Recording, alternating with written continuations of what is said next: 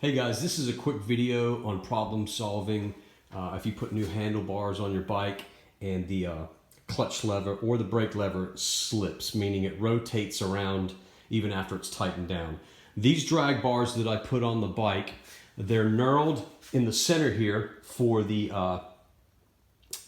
Speedo to grip down on, but they were not on the end. So what happened was I over tightened my hex heads on here and they stripped out. Now even though they were on there tight, I bumped the clutch lever and it would rotate on the handlebars. So the first thing I did was decide that I was either going to tighten them up or take them off. But what I had done, I had rounded out my hex heads here, and so the Allen wrench would not work.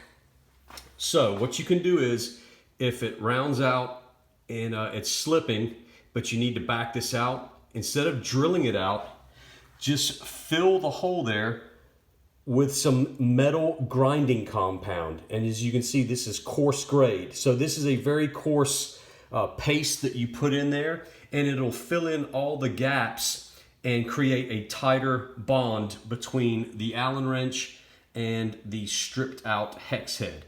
So that's how I backed them out. Now, how do we solve the problem of the clutch lever slipping since there's nothing for it to grip on? Well, I took off the back side of the bracket here, and as you can see, I inserted a little peg.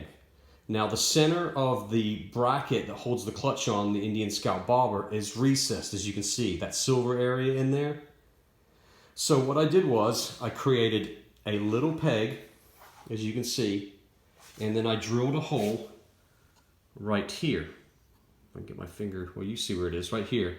So now when I attach this in there and bolt it together, there's no way that that can rotate because it's got something to adhere to stop it from spinning. So how do I make this? Well, easy.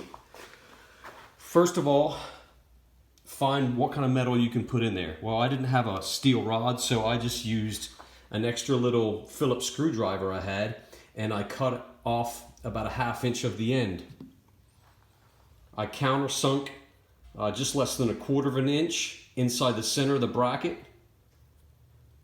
I scraped the center, all the black paint off, and then I sank it in there with JB Weld. If you're going to use JB Weld, you're going to have to clean the paint off because it'll adhere much better to bare metal. So all I did was drill into the center bracket, drop the end of the screwdriver in there, or you can use a piece of steel rod if you buy it at Lowe's. Wait 24 hours for it to harden.